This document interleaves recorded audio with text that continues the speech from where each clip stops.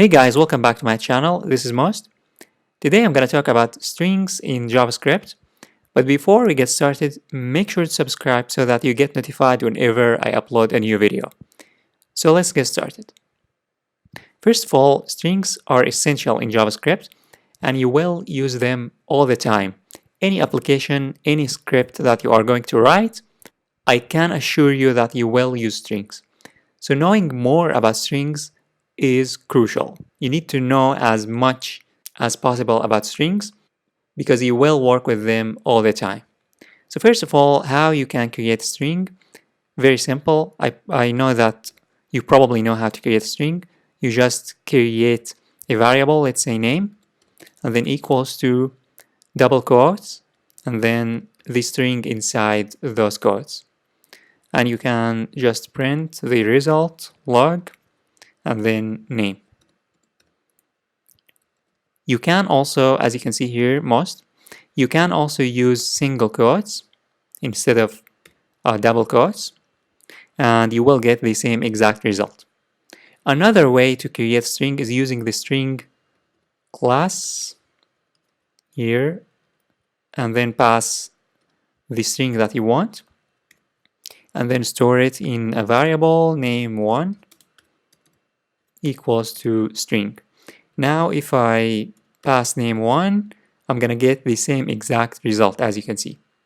Now let's talk about concatenation, which is adding two strings into one string. So for example, suppose that we have here a string called greeting equals to hi, and then if I want to add hi to most into one string, let me just remove this. I would use the plus sign. So here, greeting, and then plus name. If I save and run, I'm going to get hi most.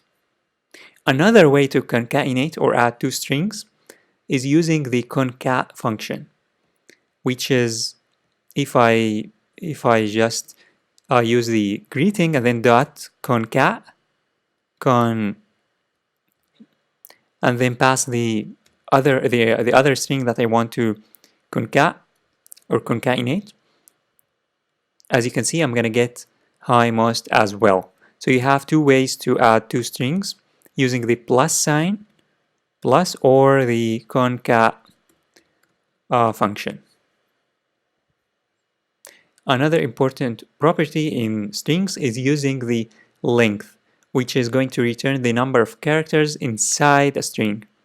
So for example, if I here get the name and then dot length, what I'm gonna get is the number of characters, 1, 2, 3, 4. So I should get 4.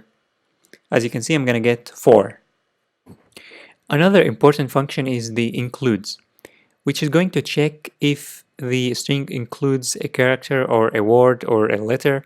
So here, if I use includes, here inside the console log, name dot includes, and let's say includes t, does the name string includes t, it should return true because t is inside this string. If I check with let's say e, does this name include the letter e, it should return false. As you can see, false. And this is also a very important function. So that's it for this tutorial. Later I'm going to talk more about strings because there are many things to talk about when it comes to strings. This is Most. Thanks for watching. I'll see you later.